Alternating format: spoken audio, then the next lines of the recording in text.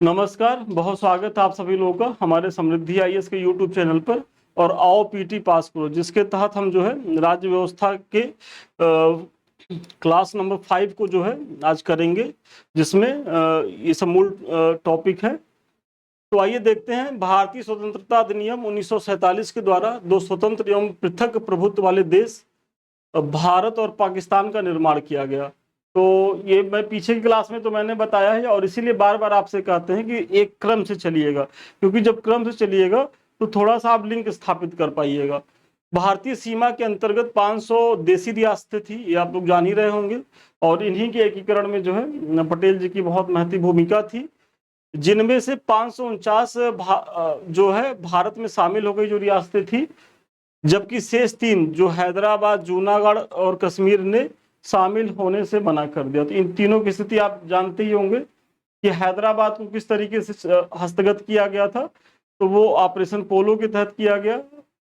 कश्मीर को विलय पत्र पे दस्तखत करा के किया गया, और जूनागढ़ को जो है वो जनमत संग्रह द्वारा जो है वो भारत में मिलाया गया। तो ये है, और यही बताया गया कि हैदराबाद को पुलिस कार्रवाई द्वारा, और वो पुलिस कार्रवाई का नाम ऑपरेशन पोलो है, जूनागढ़ को जनमत संग्रह के द्वारा तथा कश्मीर को जो है विलय पत्र के द्वारा भारतीय संघ में शामिल किया गया। संविधान के अनुच्छेद 1 के अनुसार भारत अर्थात इंडिया राज्यों का संघ होगा। मतलब संविधान का जो अनुच्छेद 1 क्या कहता है कि भारत अर्थात इंडिया जो है वो कैसा होगा, तो वो राज्यों का संघ होगा। अनुच्छेद 2 में क्या कहा गया है, तो भारतीय संघ में नए राज्यों के प्रवेश या स्थापन की संसद की शक्ति है। और तीसरे में क्या है कि नए राज्यों का निर्माण और वर्तमान राज्यों के क्षेत्रों, सीमाओं और नामों में परिवर्तन करने की संसद की शक्ति है। तो बहुत महत्वपूर्ण है ये अनुच्छेद 2-3, इसका भी आप ध्यान रखेंगे। साधारण बहुमत से नए राज्यों का निर्माण जो है वो किया जा सकता है। बहुत बार पूछा गया है कि नए राज्यों का निर्माण कैसे किया जा सकता है, तो बच्चों को लगता है कि चूंकि बड़ी बात है तो ये विशेष बहुमत से होगा, लेकिन ऐसा कुछ नहीं है। इसका जो है वो इसकी जो प्रक्रिया है वो संसद साधारण बहुमत से करती है। भारतीय संविधान संसद को यह अधिकार देता है कि वह नए राज्य बनाने, उसमें परिवर्तन करने, नाम बदलने या सीमा में परिवर्तन के संबंध में बिना राज्यों की अनुमति के कदम उठा सकती है। मतलब जो भारतीय संविधान है, संसद को यह अधिकार यह देता है कि जो संसद है वह नए राज्य को बना सकता है, उसमें परिवर्तन कर सकता है, उसका नाम बदल सकता है, सीमा में परिवर्तन कर सकता है, और ये सब बिना उस राज्य की सहमति की कर सकता है। ये संसद का विशेषाधिकार है, और ये विशेषाधिकार उसे किसने दिया है, तो भारत का संविधान ने दिया है। वर्तमान में भारतीय संघ में 28 राज्य और 8 संघ शासित जो है वो क्षेत्र है। संसद संविधान में संशोधन करके किसी भी भारतीय भूभाग को किसी अन्य देश को सौंप सकता है। तो अगर जो सीमावर्ती जो अभी हमने बांग्लादेश से दरबदल किया था, मतलब क्षेत्रों का, मतलब जो हमारे कुछ क्षेत्र थे हमने बांग्लादेश को दिया और बांग्लादेश से कुछ क्षेत्र को हमने लिया, तो ये संसद की शक्ति के तहत किया गया था। और संसद को ये राइट है, और ऐसा जो है अधिकार कहाँ उसको मिला है, तो संविधान के द्वारा मिला है।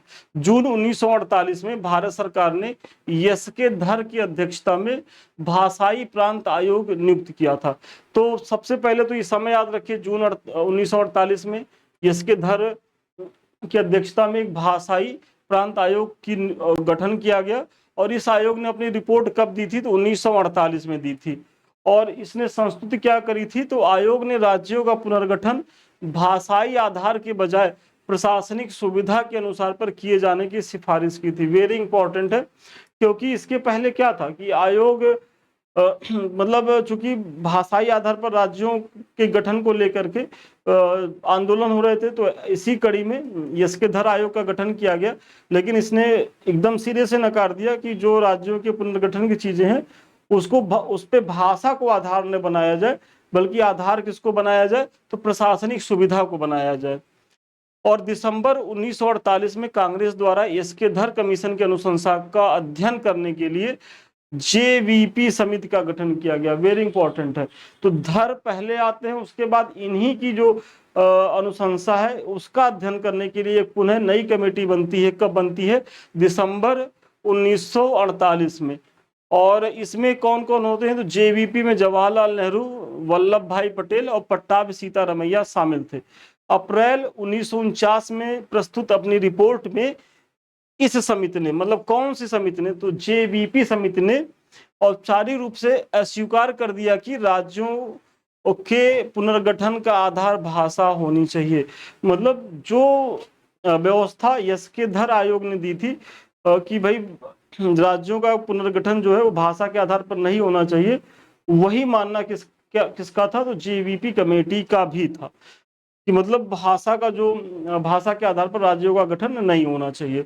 हालांकि पोट्टू श्री रामालू की 56 दिनों की भूख हड़ताल के बाद मृत्यु हो गई। आप लोग जानते ही होंगे कि आंध्र प्रदेश से संबंधित थे, और अक्टूबर 1953 में भारत सरकार को भाषा के आधार पर आंध्र प्रदेश राज्य का गठन किया गया। मतलब एक मजबूरी में इसे, चूंकि अब एक वहां के कार्यकर्ता थे आंध्र प्रदेश के पोट्टू श्री रामालू, और वो आमरण अनशन पे जाते हैं कि भाई जब तक हमारे आंध्र प्रदेश का जो गठन नहीं करेंगे भाषा के आधार पर, तब तक जो है हम अनशन से उठेंगे नहीं। सरकार रिजिड रहती है, और इसी स्थिति में जो है 56 दिनों की भूख हड़ताल के बाद इनकी डेथ हो जाती है। तो ऐसे में सरकार बैकफुट पे आती है और आंध्र प्रदेश को जो है एक भाषाई आधार पर जो है इसका गठन करती है।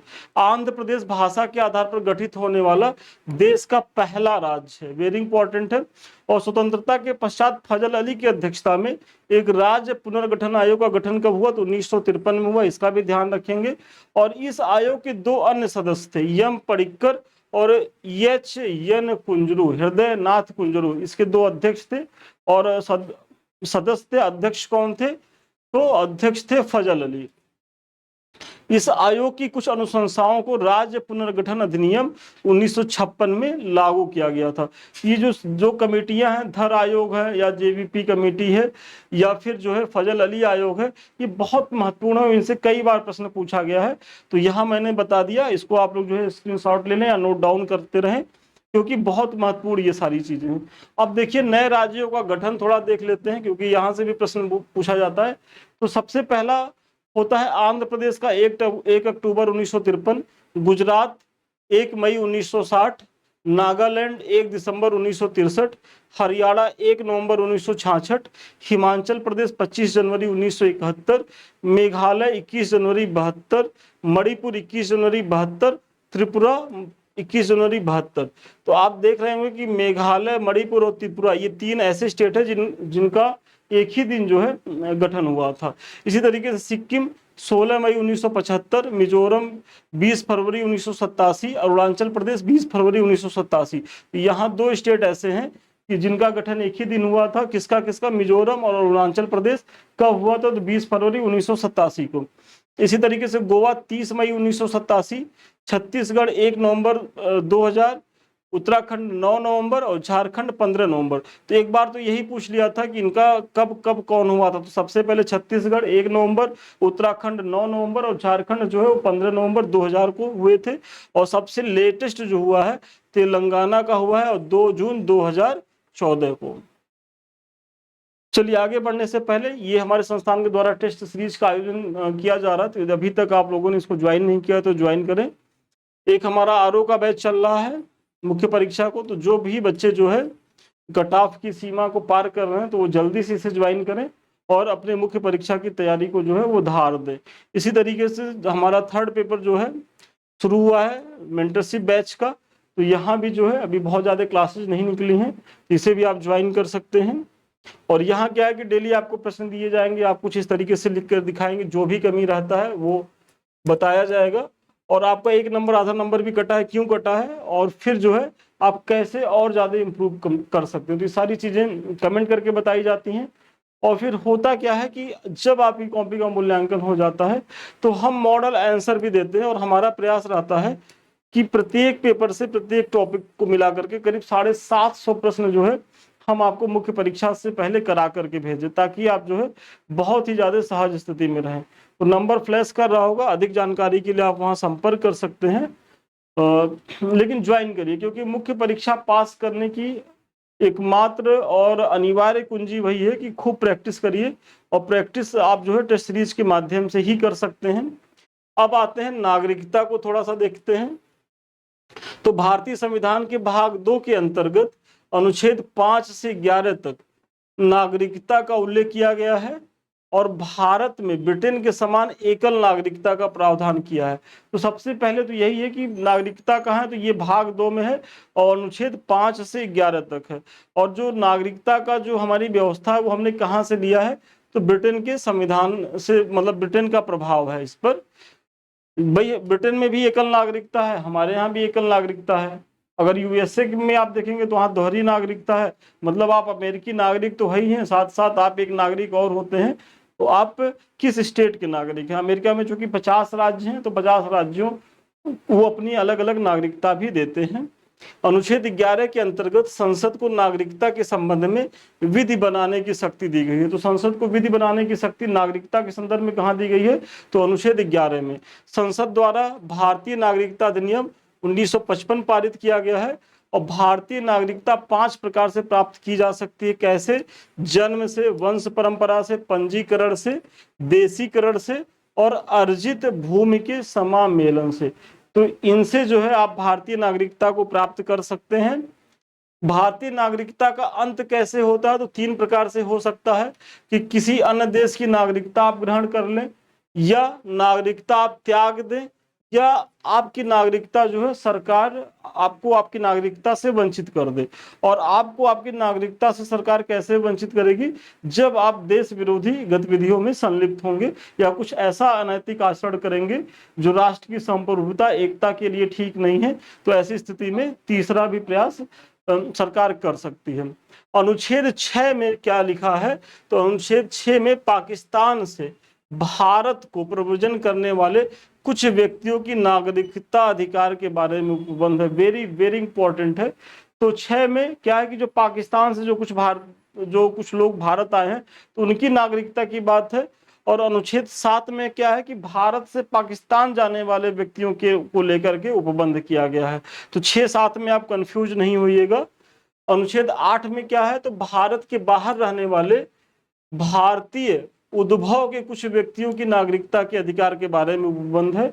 और इसी तरीके से अनुच्छेद 9 के अनुसार जब कोई व्यक्ति स्वेच्छा से किसी विदेशी राज्य की नागरिक हो जाता है तो उसकी भारतीयता स्वतः समाप्त हो जाती है। तो सपोज करिए कि आप जो है यूएई का या आप अमेरिका का, ब्रिटेन का कहीं के नागरिक हो गए, तो आपकी जो नागरिकता, भारतीय नागरिकता, वो स्वतः समाप्त हो जाएगी। उसका प्रावधान कहाँ है, तो आर्टिकल 9 में है। प्रवासी के रूप में रहने वाले विदेशी व्यक्तियों के लिए देशीकरण के आधार पर नागरिकता प्राप्त करने के लिए 10 वर्षों का निवास जो है वो अनिवार्य है। मतलब कोई विदेशी को भारत की नागरिकता तभी मिल सकती है जब वो प्रवासी के तौर पर 10 वर्षों तक जो है वो भारत में रहा हो।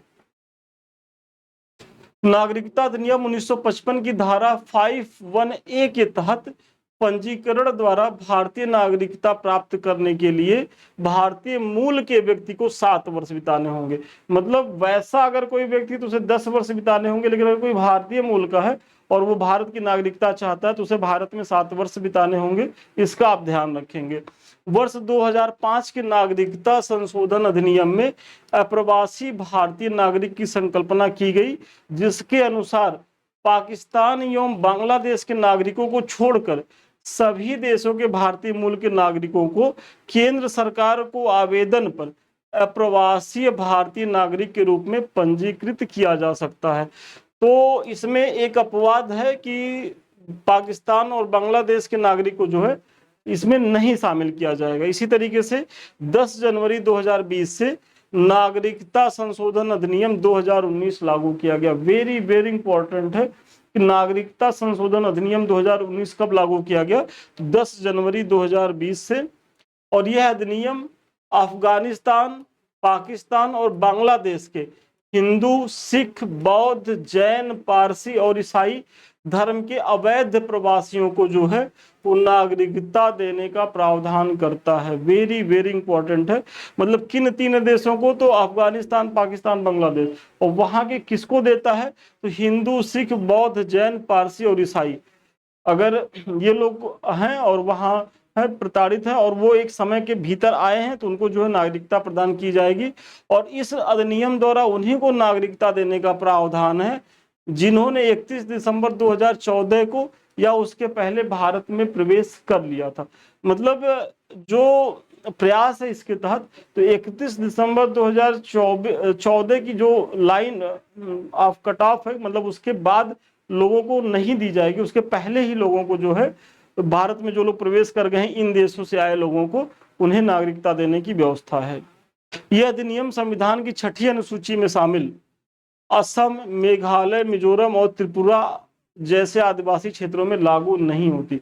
मतलब जो नागरिकता संशोधन अधिनियम 2019 है जो 10 जनवरी 2020 को लागू हुआ है, तो वो जो 6ठी अनुसूची में शामिल कौन कौन से स्टेट हैं, तो पूर्वोत्तर के असम, मेघालय, मिजोरम और त्रिपुरा है, तो यहाँ ये अधिनियम लागू नहीं होता।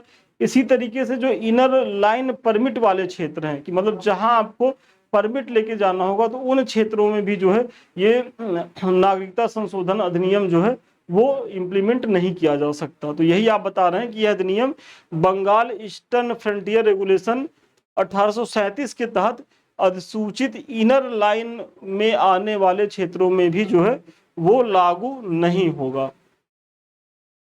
फिर अब आते हैं अगला मूल अधिकार पे। तो देखिए नागरिकता आप देख लिए, अब हम आते हैं जो अगला हमारा टॉपिक है वो मूल अधिकार पे।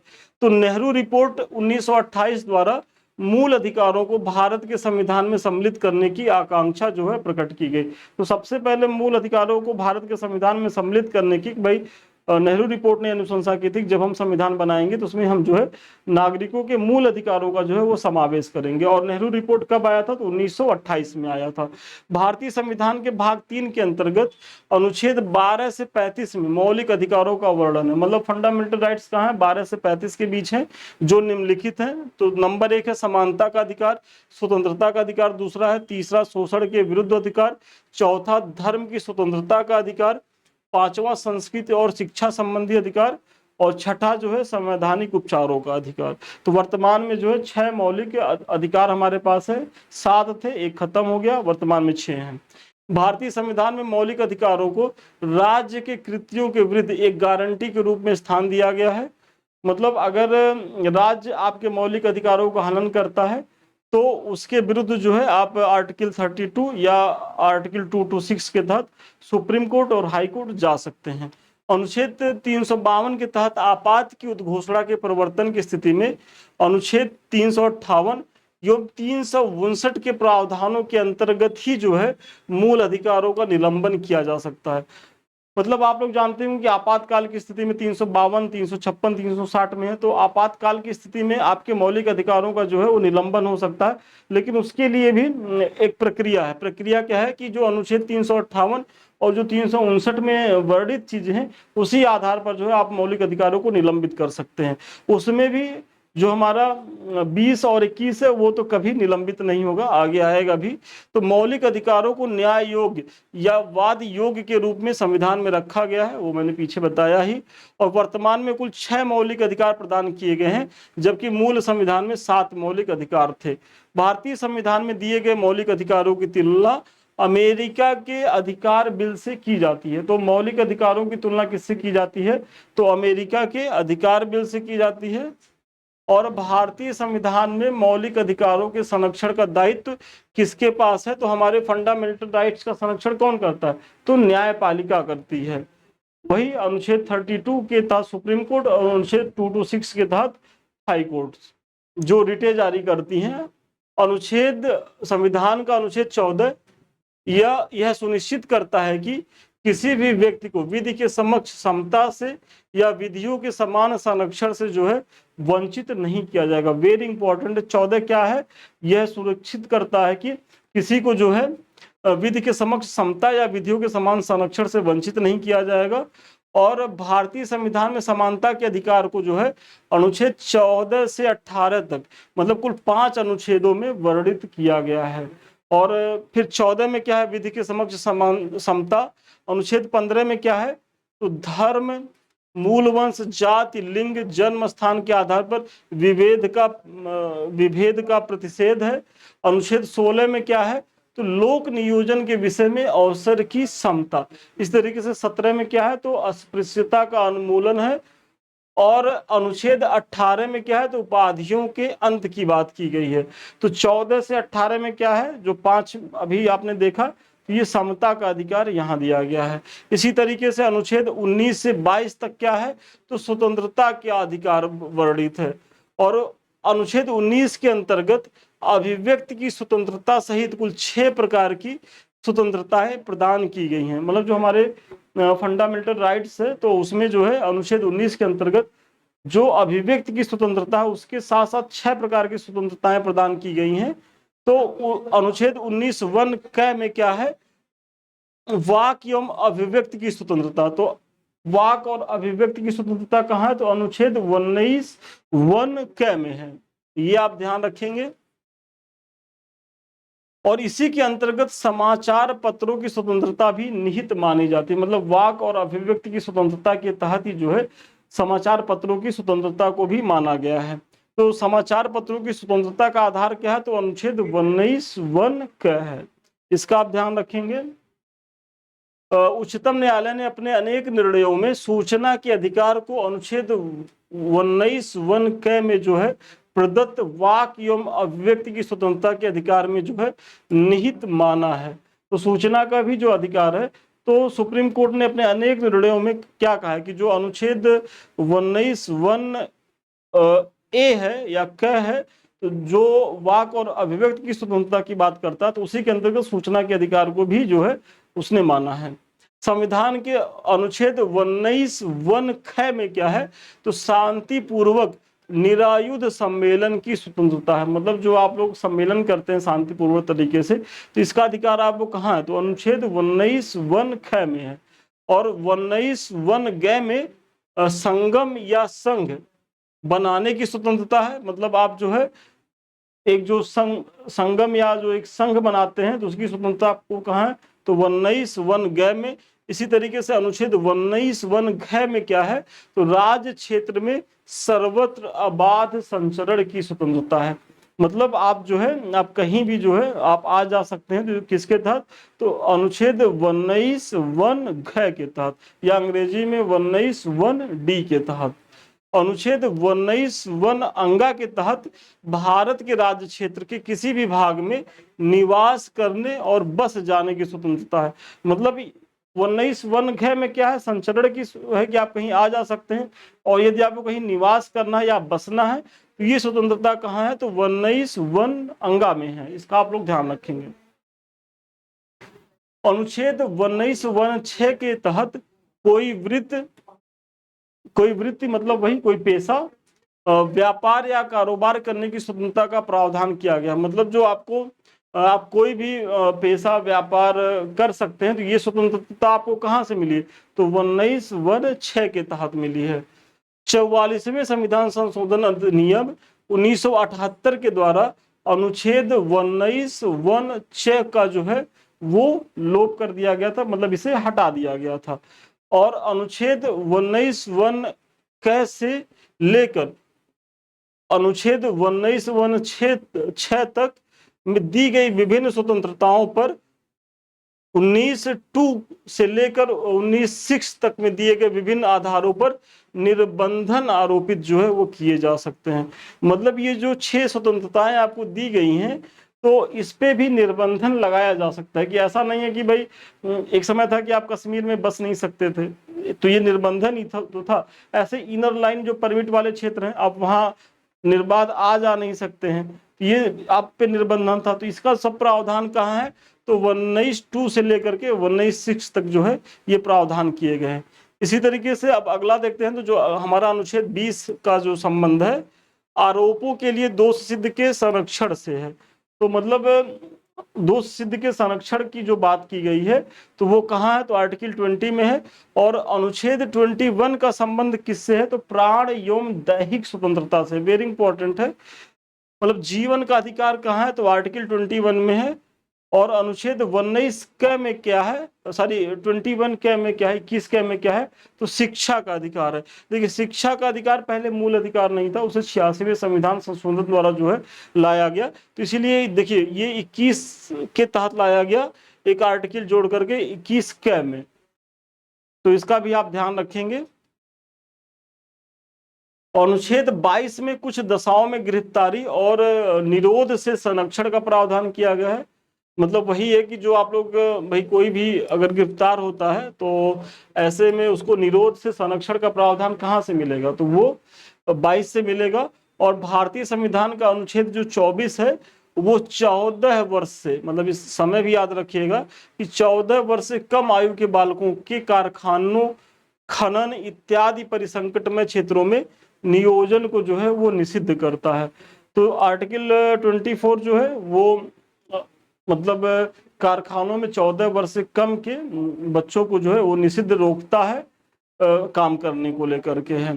जबकि अनुच्छेद 23 क्या है, तो मानव के दुर्व्यवहार एवं बलात् श्रम का प्रतिषेध करता। तो मानव से दुर्व्यवहार या बलात् श्रम का प्रतिषेध कहाँ है, तो आर्टिकल 23 में है। भारतीय संसद द्वारा निर्मित सिविल अधिकार संरक्षण अधिनियम 1955 के अंतर्गत भारतीय समाज में अस्पृश्यता को जो है वो दंडनीय अपराध जो है वो घोषित किया गया। तो अस्पृश्यता को दंडनीय अपराध कब घोषित किया गया, तो सिविल अधिकार संरक्षण अधिनियम 1955 के तहत किया गया था। तो इसका भी आप जो है ध्यान रखेंगे। इसी तरीके से भारतीय संविधान के अनुच्छेद 21 में प्रयुक्त दैहिक स्वतंत्रता शब्दावली में संचरण अर्थात कहीं भी जाने का अधिकार यानी कि विदेश भ्रमण का भी अधिकार शामिल है। और अनुच्छेद जो 21 है उसका दायरा वर्तमान में बहुत ज्यादा बढ़ता जा रहा है और नई नई जो है उसमें घोषणाएं हो रही, जैसे निजता का अधिकार भी उसी में अभी पुट्टा स्वामीवाद में लाया गया। तो ये सारे प्रयास जो है किए जा रहे हैं। तो इस प्रकार जो है हमारे मौलिक अधिकारों का दायरा जो है वो बढ़ता जा रहा है। जीवन साथी चुनने का अधिकार ये भी आर्टिकल 21 के तहत आ गया है। निजता जो हमारी प्राइवेसी है इसका भी अधिकार है। फिर राइट टू फूड मतलब भोजन का अधिकार है। तो इस तरीके से है।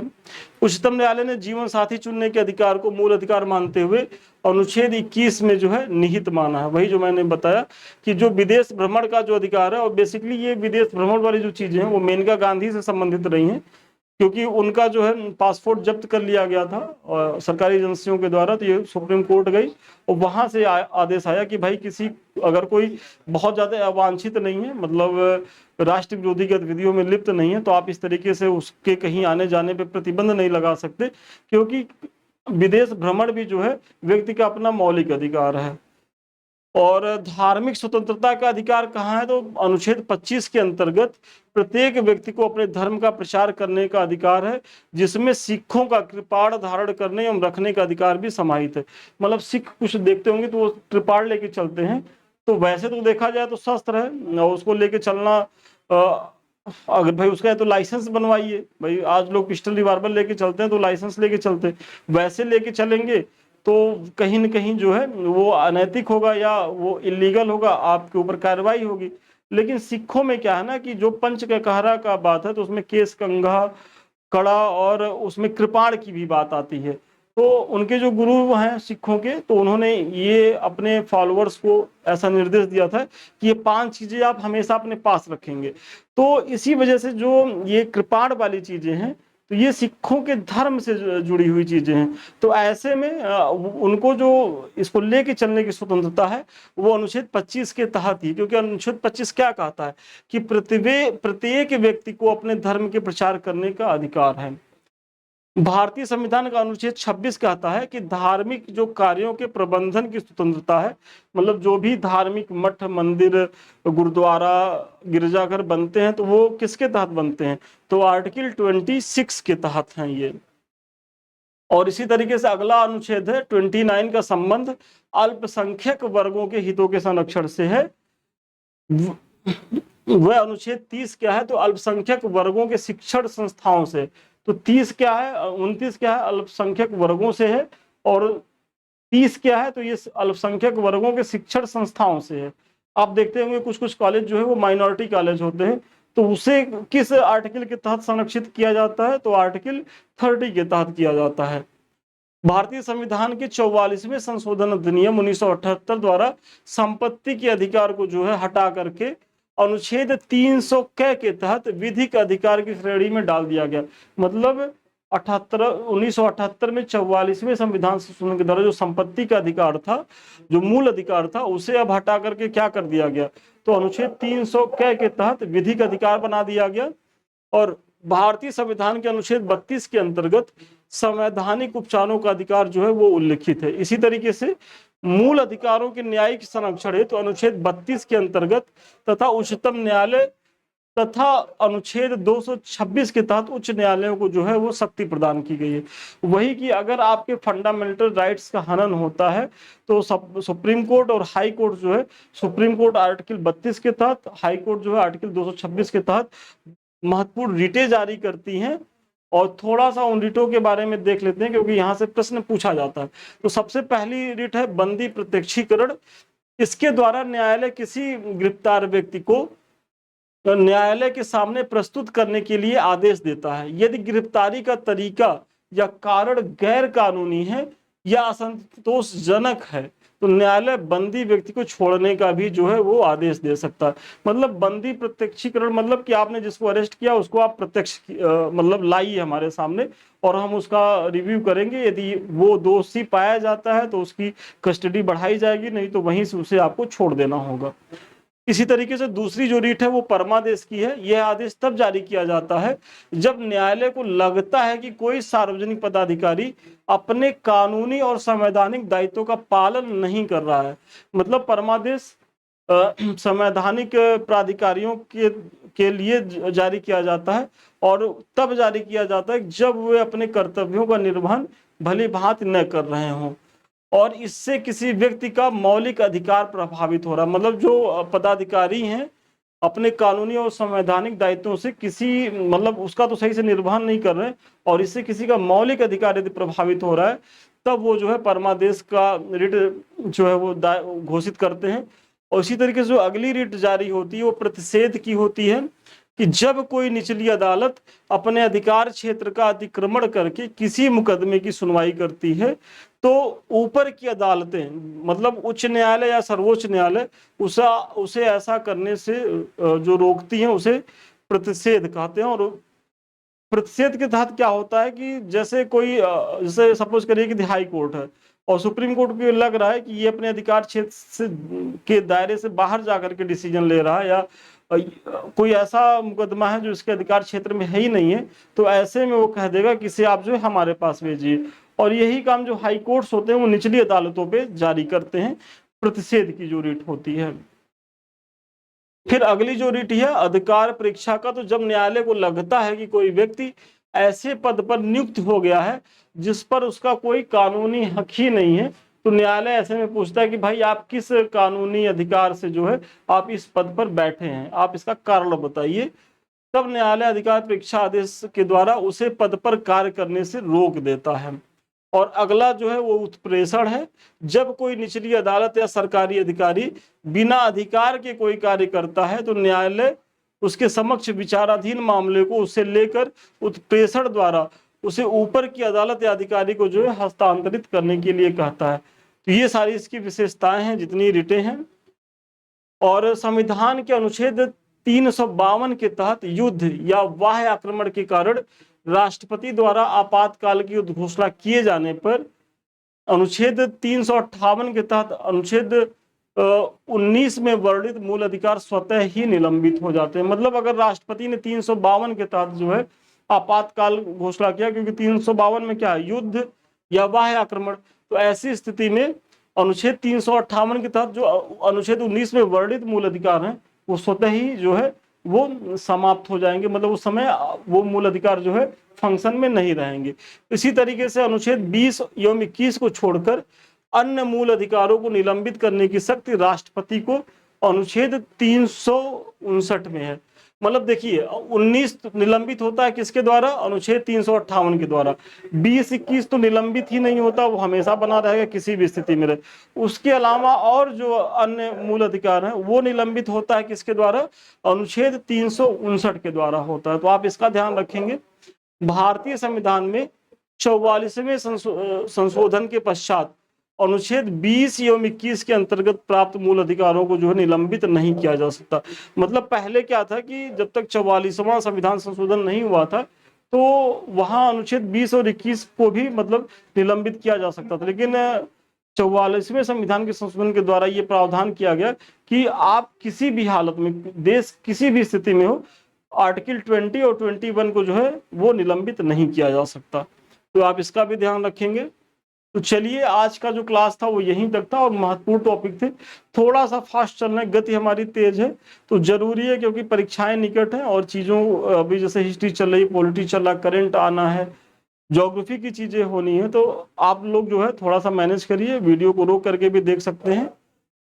अगर इन सब चीज़ों से अभी तक आप जुड़े नहीं हो तो ज्वाइन करें। आरोप का बैच जो हमारा मेंस का चल रहा है या जो हमारा मेंटरशिप प्रोग्राम है, और सबसे लास्ट में ये हमारे टेलीग्राम की चैनल है। आप जो है यदि अभी तक आप इसको इसको ज्वाइन नहीं किए तो ज्वाइन करें, क्योंकि जो है ये बहुत ही फ्रूटफुल है आपके लिए। क्योंकि यहाँ क्या होता है कि जो हम पढ़ा रहे हैं एक समय के बाद उसका PDF मिल जाएगा, साथ ही साथ जो भी आपकी क्वेरी होती है या संस्थान कुछ भी नई चीजें देता है या कई जानकारियां होती है, आपके परीक्षा से संबंधित चीजें होती हैं, तो वो एडमिन्स के द्वारा डाले जाते हैं। तो आपके लिए बहुत ही फ्रूटफुल ये लिंक है, तो इसको जरूर जुड़ें।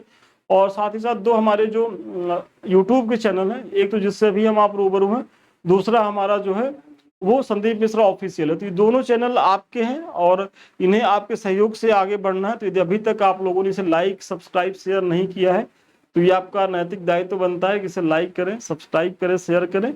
और यदि आप मुझे कुछ सुझाव देना चाहते हैं या हमसे बात करना चाहते हैं या हमारे किसी बैच से जुड़ना चाहते हैं तो 7303307507 पे आप जो है संपर्क भी कर सकते हैं। तो चलिए, आज के लिए इतना ही। पुनः मिलते हैं नए वीडियो में नए क्लास के साथ। तब तक के लिए धन्यवाद, शुभकामनाएं आपको।